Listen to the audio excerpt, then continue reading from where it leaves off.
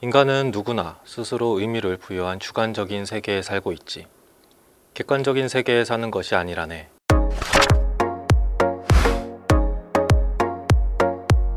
안녕하세요. 처음 인사드립니다. 책 읽는 사람입니다. 힘들고 외로울 때 책 한 권이 주는 위로와 힘은 대단한데요. 책 읽는 사람은 제가 읽었던 책 중에 괜찮았던 책을 골라 여러분과 함께 좋았던 내용을 나누는 프로그램입니다. 앞으로 잘 부탁드립니다. 그리고 저희 책 읽는 사람은 스마트폰으로 읽는 전자책으로 진행합니다. 그럼 시작해 볼게요. 네, 오늘 여러분에게 소개해 드릴 책은 2014년도에 출판되어 큰 인기를 끌었던 미움받을 용기란 책입니다. 이 책은 20세기 초반에 활동한 오스트리아 출신의 정신과 의사 알프레드 아들러의 심리학을 어느 청년과 철학자의 대화 형식으로 풀어낸 책인데요. 알프레드 아들러는 자기계발과 개인 심리학의 선구자라고 합니다. 아들러의 심리학은 인간이 행복해지려면 자유를 쫓아야 하며 자유를 쫓게 되면 필연적으로 타인으로부터 미움을 사게 된다. 미움받는 것을 두려워하지 말고 행복해질 용기를 가져라 로 요약할 수 있는데요. 제가 이 책을 읽으면서 가장 인상 깊게 봤던 내용은 다음 세 가지입니다. 첫 번째, 과거의 트라우마에 너의 인생을 맡기지 마라. 두 번째, 남의 과제와 나의 과제를 분리하라. 세 번째, 칭찬을 받으려고도 하려고도 하지 마라. 그럼 첫 번째 내용부터 살펴보겠습니다. 평소 자신의 외모와 성격에 심한 열등감을 느끼는 한 청년이 있었습니다. 이 청년은 어느 날 한 철학자가 세계는 아주 단순하며 인간은 오늘이라도 당장 행복해질 수 있다고 주장한다는 이야기를 듣습니다. 청년은 그 철학자의 생각이 틀렸다는 것을 증명하기 위해 그 철학자를 찾아가고 열띤 논쟁을 시작합니다. 여기 등장하는 철학자는 알프레드 아들러의 심리학을 대변하는 사람입니다. 제 친구 중에 벌써 몇 년째 자기 방에 틀어박혀 지내는 친구가 있습니다. 그 친구는 밖으로 나오고 싶어하고 하지만 있다면 직업도 갖길 원합니다. 지금 자신의 모습에서 벗어나기를 그 누구보다 간절히 바라고 있죠. 하지만 그 친구는 방에서 나오는 것을 두려워합니다. 한 발자국이라도 나오면 숨이 가빠지고 손발이 떨린다고 해요. 일종의 신경증이죠. 달라지고 싶은데 달라지지 못하는 겁니다. 변하고 싶어도 변할 수가 없는 거죠. 청년은 자신의 친구를 예로 들며 인간은 오늘이라도 당장 행복해질 수 있다고 주장하는 철학자를 반박합니다. 청년은 친구가 그렇게 된 이유가 과거의 안 좋은 경험, 즉 트라우마 때문인 것 같다며 부모의 학대가 그 이유일 수도 있다고 덧붙입니다. 그러자 철학자는 청년에게 되묻습니다. 부모에게 학대를 받은 사람은 모두 집안에 틀어박혀 지내냐고요. 안 그런 사람도 있지 않냐고 말하죠. 청년의 말문이 막히자 철학자는 이야기를 이어갑니다. 그 친구는 불안해서 밖으로 나오지 못하는 것이 아닐세. 거꾸로 밖으로 나오지 못하니까 불안한 감정을 지어내는 것이네. 다시 말해 그 친구에게는 바깥에 나갈 수 없다라는 목적이 먼저고 그 목적을 달성하는 수단으로 불안과 공포 같은 감정을 지어내는 거지. 아들러 심리학에서는 이것을 목적론이라고 한다네. 바깥에 나갈 수 없다는 목적이 먼저고 그 수단으로 불안과 공포를 지어낸다고요? 청년은 무슨 말도 안 되는 소리냐며 그러면 친구가 꾀병을 부리는 거냐고 소리칩니다. 철학자는 그 친구가 느끼는 증상은 사실이겠지만 그 증상은 자신이 나가고 싶지 않다는 목적에 따라 만들어낸 것이라며 인간은 경험 그 자체가 아니라 경험에 부여한 의미에 따라 행동한다고 말합니다. 그러면서 이렇게 얘기를 하죠. 밖에 나가지 않고 내내 방 안에 틀어박혀 있으면 부모가 걱정을 해주지. 부모의 관심을 한 몸에 받을 수 있네. 마치 상처난 부위를 어루만지듯 조심스럽게 대해주지. 하지만 집에서 한 발자국이라도 나가면 아무도 주목하지 않는 그 외 다수가 돼. 모르는 사람들에게 둘러싸여 눈에 띄지 않는 남보다 못한 내가 되는 거지. 그리고 아무도 나를 귀하게 대해주지 않아.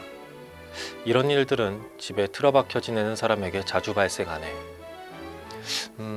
전 이 부분을 읽으면서 고개를 갸우뚱했는데요. 너무 냉정한 해석이 아닌가 해서요. 보통 우리는 현재 고통을 겪는 사람들이 과거의 트라우마가 이유가 돼서 고통을 겪는다고 생각하잖아요. 그런데 이 책은 과거의 트라우마가 오늘의 행동에 영향을 주는 것이 아니라 사람들이 자신의 특정한 목적을 이루기 위해 트라우마를 이용한다는 거예요. 네, 경험 그 자체가 아닌 당사자가 경험에 부여한 의미에 따라 오늘의 행동을 결정한다고요. 아무튼 이 책에서는 과거의 마음의 상처가 오늘의 현상을 유발한다고 설명하는 것은 프로이트의 원인론적 해석이라고 하면서 이러한 원인론적 해석은 인간의 삶을 개선하고 문제를 해결하는 데 아무런 도움이 되지 않는다고 주장합니다. 그러면서 이 책의 철학자는 한 소녀를 상담했던 이야기를 들려주는데요. 사람들 앞에 나서면 얼굴이 빨개진다고 하는 정면 공포증이란 병으로 고생하는 소녀의 이야기입니다. 그 소녀는 철학자에게 정면 공포증이 낫는다면 짝사랑하던 남자에게 고백을 하고 그 사람과 사귀고 싶다는 얘기를 했다고 합니다. 철학자는 이렇게 답했다고 하는데요. 당신은 그냥 정면 공포증을 핑계로 고백을 하지 않는 것일 뿐입니다. 당신이 고백을 못하는 것은 만일 고백을 했다가 차일 수도 있다는 위험, 그 공포 때문입니다. 그러니까 그 소녀는 만일 고백을 했다가 거절당할지도 모르니까 내가 그 남자와 사귀지 못하는 것은 정면 공포증 때문이야 라고 스스로 납득시키면서 정면 공포증이 나으면 나도 그 남자와 사귈 수 있어 라는 가능성을 열어두고 지금 상태에 안주하고 있다는 거죠. 이어서 철학자는 자신의 수많은 단점 때문에 도저히 본인을 좋아할 수 없다고 고백한 청년, 등장인물이죠. 청년에게도 일가를 하는데요. 자네 눈에 자네의 단점만 들어오는 것은 자네가 나 자신을 좋아하지 말자라고 결심했기 때문이야. 정면 공포증에 걸린 여학생이 좋아하는 남자에게 차이는 것을 두려워하듯 자네는 남에게 부정당하는 것을 두려워하네. 누군가에게 무시당하고 거절당하고 마음에 깊은 상처를 입는 것을 무서워하지. 그런 상황에 휘말리느니 처음부터 아무와도 관계를 맺지 않는 편이 낫다고 생각하는 걸세. 즉 자네의 목적은 다른 사람과의 관계에서 상처받지 않는 것이라네. 그러면 어떻게 해야 그 목적을 이룰 수 있을까? 답은 간단하네. 자신의 단점을 찾아내서 스스로를 미워하고 인간관계에 발을 들여놓지 않으면 되네. 그렇게 자신의 껍데기 안에 틀어박혀 있으면 누구와도 관계를 맺지 않아도 되고 남에게 거절당했을 때도 이유를 댈 수 있지. 나는 이런 단점이 있어 거절당했다고. 이런 단점만 없으면 나도 사랑받을 수 있다고. 자네가 불행한 것은 과거의 환경 탓이 아니네. 그렇다고 능력이 부족해서도 아니고 자네에게는 그저 용기가 부족한 것뿐이야. 네, 전 이 부분을 읽으면서 좀 뜨끔했습니다. 나도 저 청년과 같지 않았나. 과거나 환경 탓을 하면서 앞으로 나아가지 못하는 나를 스스로 합리화하고 뒤로 물러서지 않았나 해서요. 이 책의 저자는 인간은 끊임없이 변하지 않겠다고 결심하는 존재라고 합니다. 타고난 국적, 문화, 가정환경, 유전적인 요인이 성격이나 기질에 큰 영향을 주는 것은 사실이지만 현재 나의 생활 양식이 잘못된 것을 알면서도 그것을 고치지 않는 것은 지금의 생활 양식에 익숙해져서 그렇게 사는 것에 편해서라고 합니다. 생활 양식을 바꾸면 자신이 한 번도 경험하지 못한 세상이 펼쳐지게 되니까 불안해지겠죠? 반면 지금 이대로 살게 되면 불만은 남을지언정 살던 대로 살면 되니까 편할 테고요. 그래서 우리는 용기를 가지고 선택해야 한다고 합니다. 생활 양식을 바꿈으로써 생기는 불안을 선택할 것인가, 바꾸지 않고 익숙한 생활 양식을 선택함으로써 생기는 불만을 선택할 것인가를요. 과거의 트라우마에 현재 내 인생을 맡기지 말라. 이것이 우리를 향한 이 책의 조언인데요. 사실 오늘날 거듭되는 심리학의 연구에서는 인간의 성격이나 기질이 태어나면서부터 이미 결정된다는 연구 결과가 많이 나오고 있습니다. 그런 연구 결과에 따르면 이 주장이 100% 맞는다고는 할 수 없을 것 같습니다. 다만 실용적인 측면에서 과거 탓을 하면서 오늘의 나를 방치하기보다는 과거는 과거고 오늘은 오늘이라는 생각으로 용기를 갖고 변하려고 힘써보는 것도 괜찮다고 생각합니다. 여러분 생각은 어떠세요? 자신의 삶에 대해 자네가 할 수 있는 것은 자신이 믿는 최선의 길을 선택하는 것 그뿐이야. 그 선택에 타인이 어떻게 평가를 내리느냐 하는 것은 타인의 과제이고 자네가 어떻게 할 수는 없는 일일세. 미움받을 용기는 인간의 모든 고민은 인간관계에서 비롯된다고 주장합니다. 키가 작은 것을 고민하는 것도, 돈이 없다고 힘들어하는 것도, 승진을 못한다고 괴로워하는 것도 다 알고 보면 다른 사람과의 비교, 즉 인간관계 때문이라면서요. 그러면서 우리가 인생을 행복하게 살기 위해서는 타인의 과제를 버리는 과제의 분리가 중요하다고 주장합니다. 이게 무슨 이야기일까요? 철학자는 청년에게 공부하기 싫어하는 아이를 예로 들면서 과제의 분리를 설명합니다. 예를 들어 눈앞에 공부한다라는 과제가 있을 때 아들러의 심리학에서는 이것은 누구의 과제인가 라는 관점에서 생각한다네. 누구의 과제인가라고요? 아이가 공부를 하는가 하지 않는가, 혹은 친구와 놀러 가는가 가지 않는가. 원래 이것은 아이의 과제이지 부모의 과제가 아닐세. 아이가 해야 할 일이다 이겁니까? 단적으로 말하면 그렇지, 아이 대신 부모가 공부해봤자 아무 의미가 없지 않나. 그건 그렇죠. 공부하기 싫어하는 아이에게 부모가 공부해 라고 명령하는 것은 타인의 과제에, 비유하자면 흙투성이에 발을 들이미는 행위일세. 그러면 충돌을 피할 수 없게 되지. 공부는 명백히 아이의 과제일세. 우리는 이것은 누구의 과제인가라는 관점에서 자신의 과제와 타인의 과제를 분리할 필요가 있네. 분리해서 어떻게 한다는 거죠? 타인의 과제에는 함부로 침범하지 않는다, 그것뿐일세. 모든 인간관계의 트러블은 대부분 타인의 과제에 함부로 침범하는 것, 혹은 자신의 과제에 함부로 침범해 들어오는 것, 이것에 의해 발생한다네. 과제를 분리할 수 있게 되면 인간관계가 급격히 달라질 걸세. 과제의 분리라? 꽤 흥미로운 내용인데요. 자신의 과제와 타인의 과제를 분리해서 상호 침범하지 말 것. 계속 읽어보겠습니다. 잘 모르겠네요. 대체 이것은 누구의 과제인가를 어떻게 구분하죠? 솔직히 제 관점에서 보자면 아이에게 공부를 시키는 것은 부모의 책무라고 생각해요. 자기가 알아서 공부하는 아이는 거의 없는 데다 누가 뭐래도 부모는 보호자니까요. 누구의 과제인지 구분하는 방법은 간단하네. 그 선택이 가져온 결과를 최종적으로 받아들이는 사람은 누구인가, 그거를 생각하게. 만약 아이가 공부하지 않는다라는 선택을 했을 때 그 결정이 가져올 결과, 이를테면 수업을 따라가지 못하거나 지망하는 학교에 불합격하는 등 최종적으로 받아들여야 하는 사람은 부모가 아니야, 아이란 말이지. 즉 공부는 아이의 과제일세. 자신의 과제와 타인의 과제를 분리하는 기준은 그 선택의 결과를 최종적으로 누가 받아들이는가라고 합니다. 여기서 청년은 철학자에게 의문을 제기합니다. 아니요, 절대 그렇지 않아요. 그런 사태가 일어나지 않도록 하기 위해서라도 인생의 선배이자 보호자이기도 한 부모에게는 아이에게 공부해라고 타일을 책임이 있습니다. 이것은 아이를 위한 것이지 과제를 침범하는 행위가 아닙니다. 공부하는 것은 아이의 과제일지 모르지만 아이를 공부시키는 것은 부모의 과제예요. 세상 부모들은 흔히 너를 위해서라고 하지. 하지만 부모들은 명백히 자신의 목적을 만족시키기 위해 행동한다네. 세상의 이목이나 체면일지도 모르고 지배욕일지도 모르지. 즉 너를 위해서가 아니라 나를 위해서이고, 그 기만을 알아차렸기 때문에 아이가 반발하는 걸세. 그러면 아이가 전혀 공부를 하지 않아도 그것은 아이의 과제니까 방치하라는 겁니까?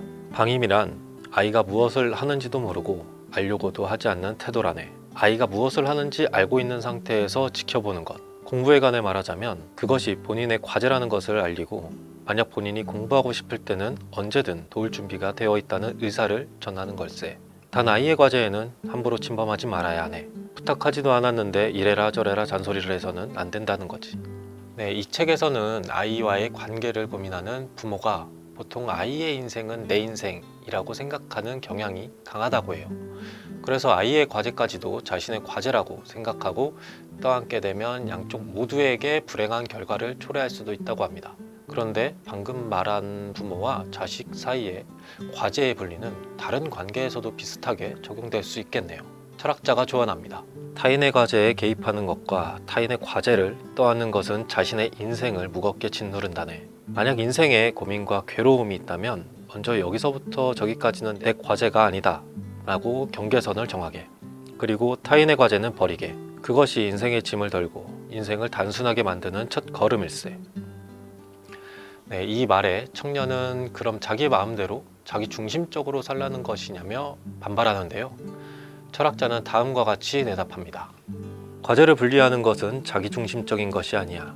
타인의 과제에 개입하는 것이야말로 자기 중심적인 발상이지. 부모가 자식에게 공부를 강요하고 진로와 배우자감까지 간섭한다? 이게 자기중심적인 게 아니면 뭔가?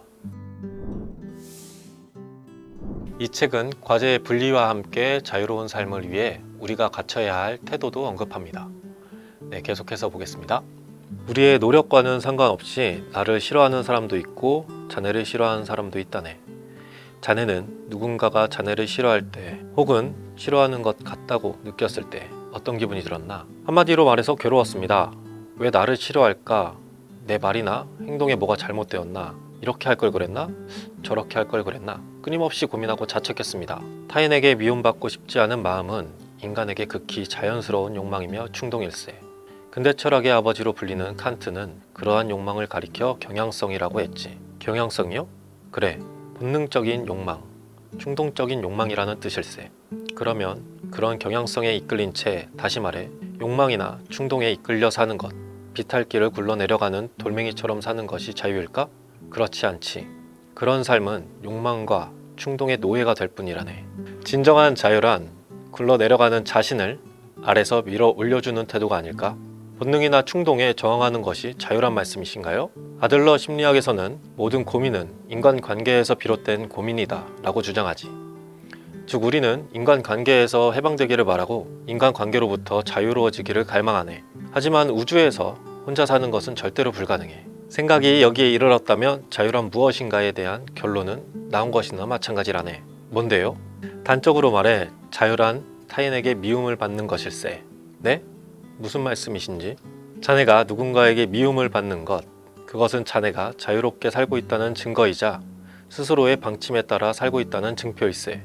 자네 말대로 누군가에게 미움을 받는 것은 괴로운 일이야. 가능하면 누구에게도 미움을 사지 않고 인정받고 싶은 욕구를 충족시키며 살면 좋겠지. 하지만 모든 사람에게 미움을 받지 않는다는 건 부자유스러운 동시에 불가능한 일일세. 자유를 행사하려면 대가가 뒤따르네. 자유를 얻으려면 타인에게 미움을 살 수밖에 없어. 절대로 아닙니다. 그런 건 자유가 아니에요. 그것은 악당이 되라고 부추기는 악마의 사상입니다.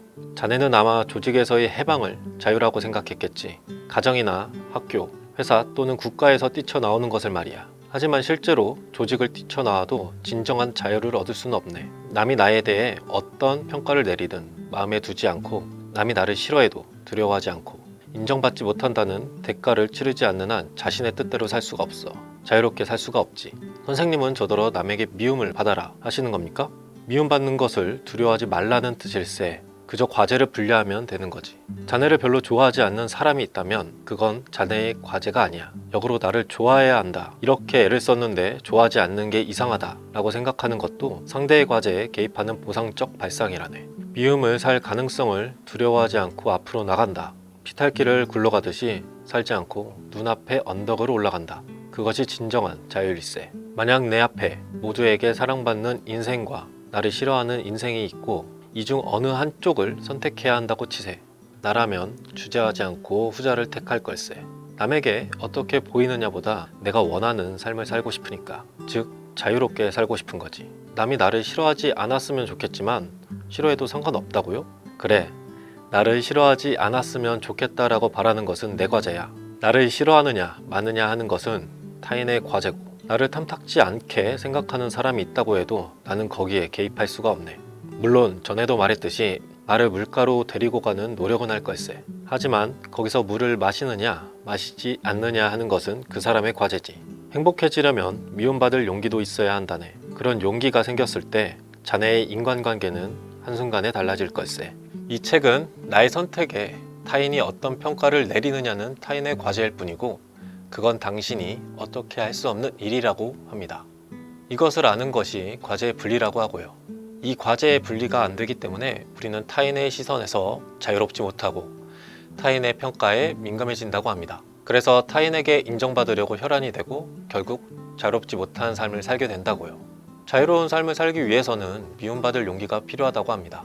사실 남이 나를 어떻게 생각하느냐는 내 마음대로 되는 것이 아니잖아요.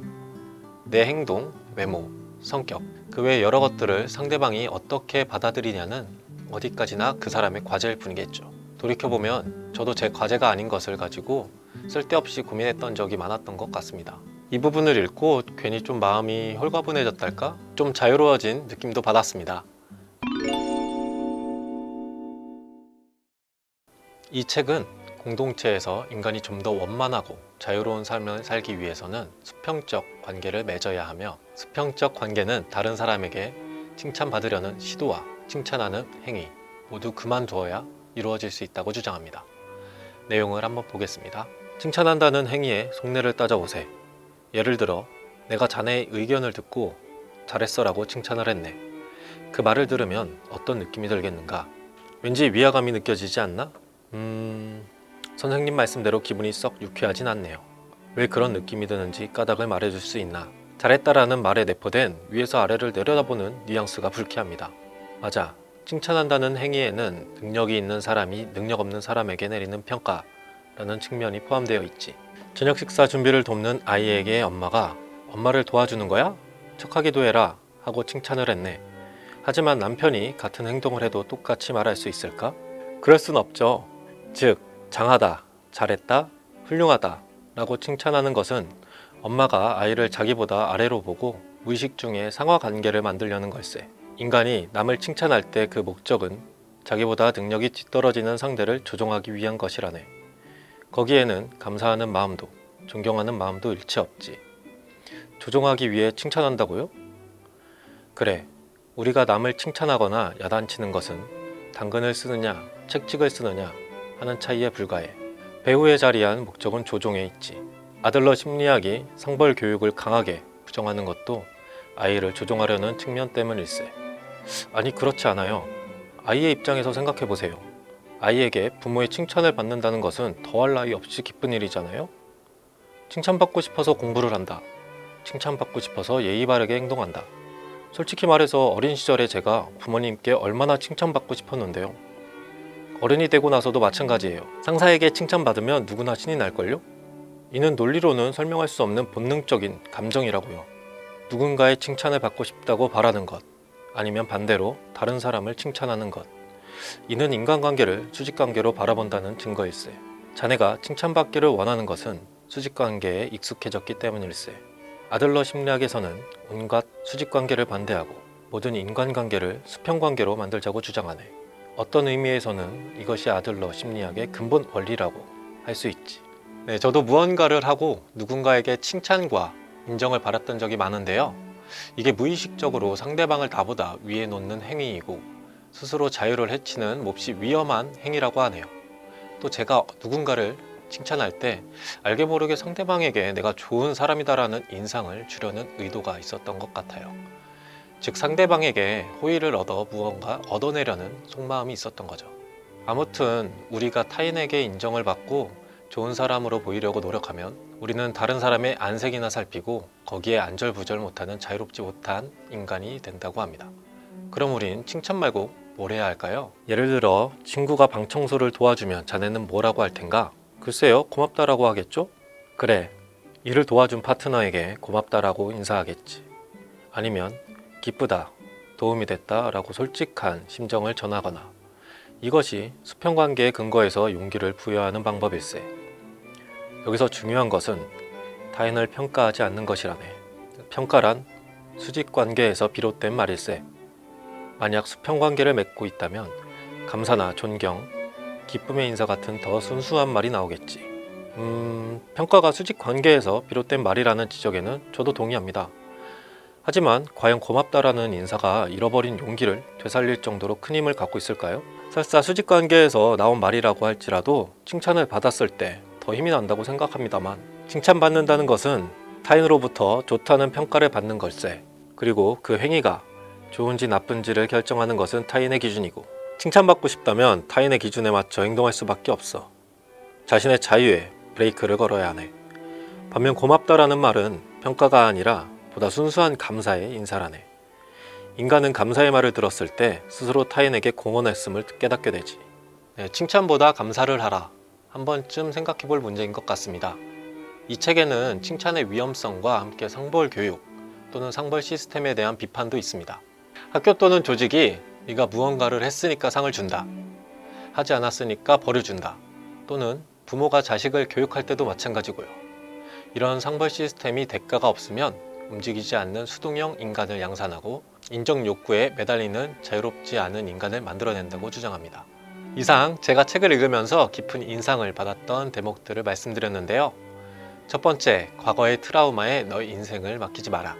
두 번째, 나의 과제와 남의 과제를 분리하라. 세 번째, 칭찬을 받으려고도 하려고도 하지 마라. 아마 이 책의 주장을 요약하자면 본인이 바뀔 수 있다는 용기를 가지고 다른 사람에게 인정받으려고도 하지 말고 당신이 하고 싶은 일을 하라인 것 같습니다. 책 서두에 보면 내가 아무리 잘 보이려고 애를 써도 나를 미워하고 싫어하는 사람은 반드시 있으니 미움받는 것을 두려워해서는 안 된다 라는 부분이 있습니다. 역시 인생은 마이웨이인가 봐요. 여러분이 느끼기에 동의하는 부분도 동의하지 못하는 부분도 있을 거라 생각되는데요. 지금의 내 상황에서 나한테 와닿는 부분은 취하고 그렇지 못한 부분은 작가의 생각으로 남겨두는 것도 좋을 것 같습니다. 시간 관계상 다 소개해드리지 못한 내용이 많으니까 기회 되시면 한번 정독해 보시는 것을 강력하게 추천드립니다. 여러분, 미움받을 용기는 행복해질 용기입니다. 이상 책 읽는 사람이었습니다.